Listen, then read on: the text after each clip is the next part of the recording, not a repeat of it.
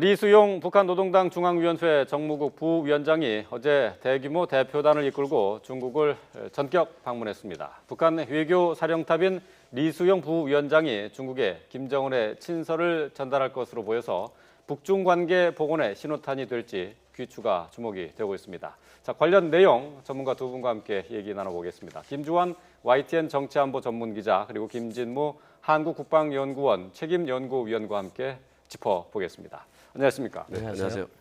자, 북한이 4차 핵실험을 강행한 이후 중국을 방문한 북한의 첫 고위급 인사인데요. 네. 자, 이번 방문의 목적 어디에 있습니까? 일단은 왜 갔냐라기보다도 갔다라는 자체에 저는 방점을 찍고 싶습니다. 예. 사전에 물밑 접촉이 굉장히 조율이 많이 되겠죠. 규모가 40여 명이 넘는 대단히 규모고 도착하자마자 베이징의 영빈관인 다오이다오이로 이동을 했으니까 그만큼 어떤 양국 간의 모종의 그 협의할 개연성이 맞다라고 예. 보고, 그러니까 겉으로는 물론 당대당 교류라고 볼 수도 있겠지만은 그 이상의 뭔가 있지 않겠느냐, 예. 이런 추론이 가능하고, 그다음에 5월 10일 북한의 7차 당대회가 끝난 다음에 북중 관계가 굉장히 서로 비난전도 안 하고 예. 약간 호전되는 기미를 여러 곳에서 감지가 됐거든요. 예. 그런 일련의 상황, 그다음에 김정은이가 며칠 전 농구 관람도 직접 했고, 이런 부분이 굉장히 북중 관계에 어떤 분위기를 쌓고, 그래서 그런 것이 결과론적으로 리수용의 방중으로 이어지지 않았나, 이렇게 볼 수 있을 것 같습니다.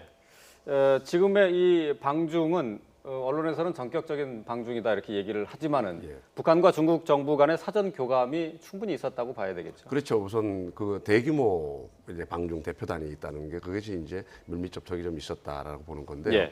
과거 2012년도에 장성택이 살아있을 때 예. 50여 명을 끌고 갔어요.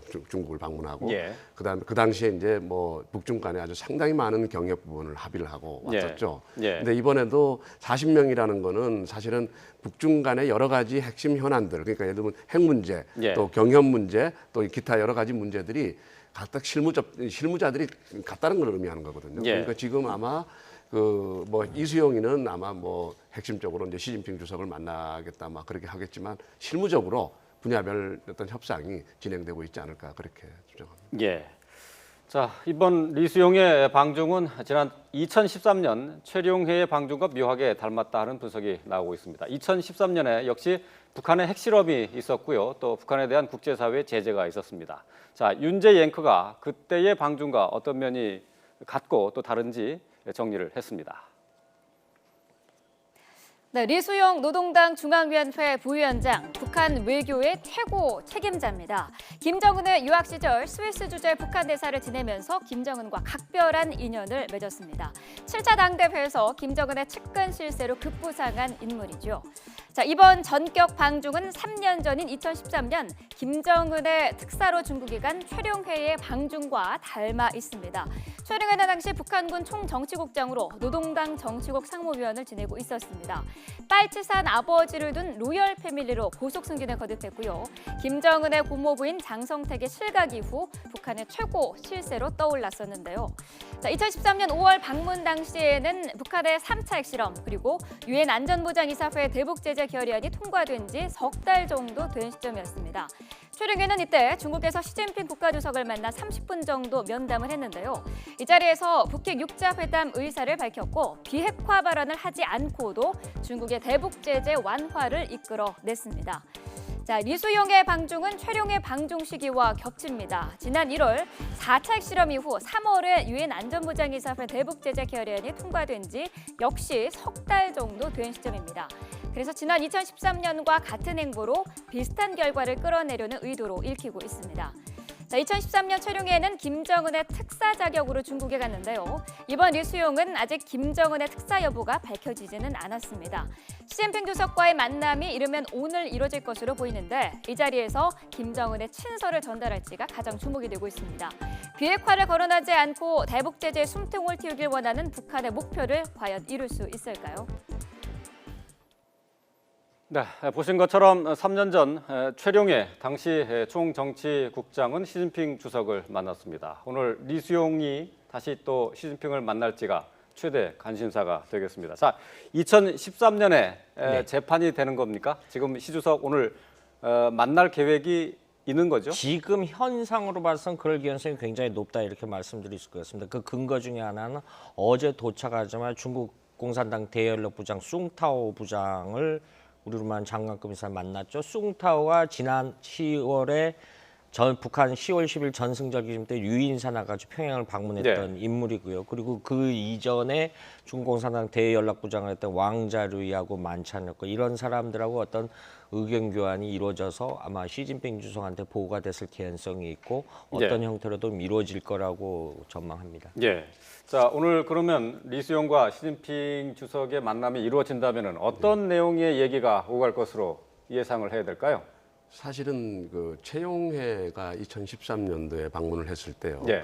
사실은 이제 핵 문제, 그러니까 그 당시에 북한이 3차 핵실험을 하고 난 직후에 그 시진핑 주석이 굉장히 대노하는 모습을 보여줬거든요. 그래서 최용해가 와서 사실은 뭐 시진핑 주석을 만났지만 시진핑 주석이 굉장히 냉대를 했습니다. 30분 정도 하는 과정에서 핵 문제에 대해서 강하게 질책을 했고, 뭐 그 지금 이제 아까 말씀하신 것처럼 최용해가 갔기 때문에 그 중국이 대북 제재를 시행하려다가 흐지부지했다. 그건 아니고요. 3차 핵실험 시기에 중국이 보는 북한 핵 문제와 4차 핵실험이라는 그 핵실험과 중국이 보는 인식이 전혀 다릅니다. 그렇기 때문에 그 당시에는 중국이 애초부터 제재를 강하게 시행할 의사가 없었습니다. 이제 처음에 이제 조금 하다가 그다음에 이제 흐지부지 됐죠. 근데 지금은 4차 핵실험에 대한 중국의 인식은 중국 스스로에 대한 위협이 된다고 인식을 하고 있고 또 책임 대국으로서 북한 문제를 해결하지 못하면 자기들의 G2의 입지에 문제가 생긴다고 아주 심각하게 인식하고 있는 상황입니다. 그러니까 아마 이수용이 시진핑을 만난다고 해도 핵심 의제는 결국 핵 문제가 될 수밖에 없고 핵 문제에 대한 어떤 전향적인 해석이 발전이 있지 않으면은 나머지 경제 문제라든가 지원 문제라든가 이런 문제는 풀려나갈 수 없다. 그렇게 볼 수 있습니다. 그럼 3년 전에 최룡해가 시진핑 주석을 만나고 난 다음에 국제사회 제재, 그러니까 중국의 대북 제재가 완화된 것은 그게 시진핑 주석을 만났기 때문은 아니다라고 저는 그렇게 봐야 되는 생각합니다. 건가요? 그러니까 그건 만났기 때문이 아니라 처음에 이제 그 금융 제재하고 그다음에 통관 절차를 상당히 까다롭게 하는 그 정도 수준의 중국이 대북 제재를 이행을 했었어요.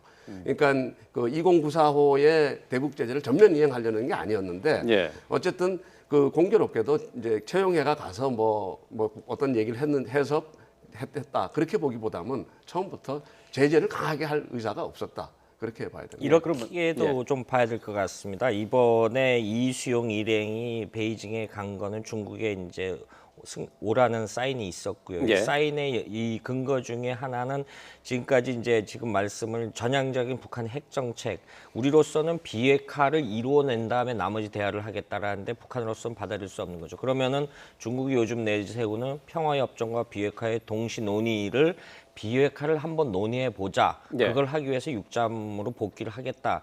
이런 뉘앙스를 비칠 개연성이 또 하나 크고요. 그리고 또 하나 제가 볼 때는 중국의 입장에서는 항상 북핵 문제를 미중 관계 틀 속에서 보는 습성이 있거든요.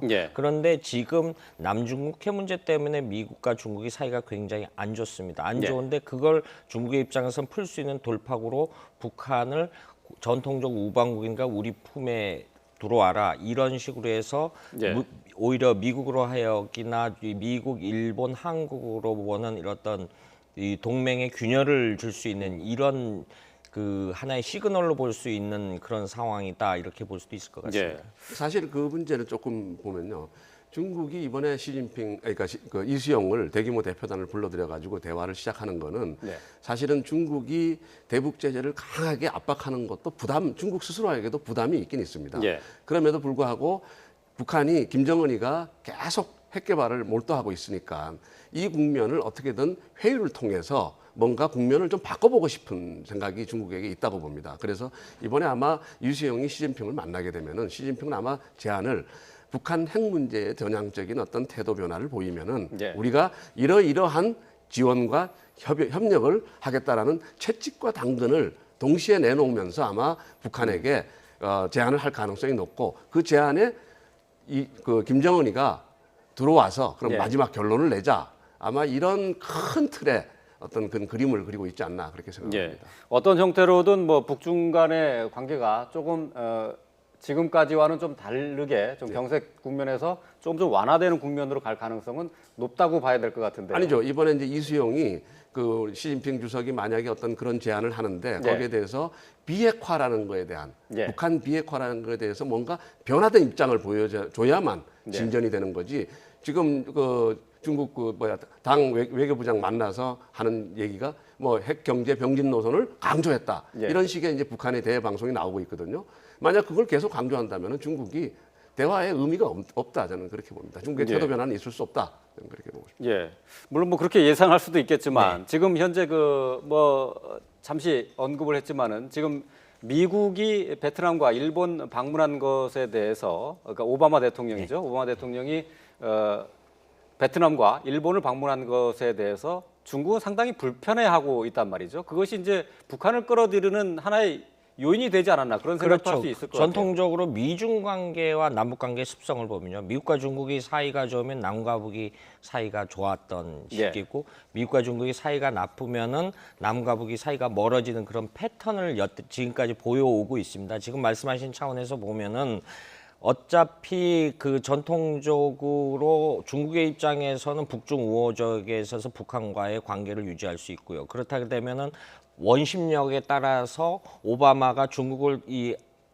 중국 포위 작전이거든요. 일종의 예. 뭐 아시아판 MD 문제도 그렇고 남중국해 문제도 필리핀, 베트남 방문도 그렇고 중국의 입장에서는 돌파구가 필요하고 우군이 필요하고 그 돌파구가 한반도로 생각할 수 예. 있고 한반도에서 안정화만 이루어진다라면은 현상 변경이 아니지만 지금 현재 현상 유지 상태로서의 북한을 끌어들여서 이 돌파구를 마련하는 이렇게 볼 수가 있죠. 중국의 입장에서는 사실은 북핵 문제의 그 가장 큰 관건은 북한이 군사 도발을 하면 할수록 북한의 군사 도발 자체에 문제가 생기는 게 아니라 그걸 빌미로 동북아시아에 미국이 깊숙이 군사적으로 개입하는 것을 사실은 중국은 제일 우려를 하고 있거든요. 예. 그런 차원에서 북한을 다독거리고 안정화시키고 이런 노력이 필요하기 때문에 그 오바마의 아시아 순방의 연장 대척점에서 이번 어떤 이 정치적 행위를 하지 않느냐 이렇게 볼 수 있을 것 같습니다. 예.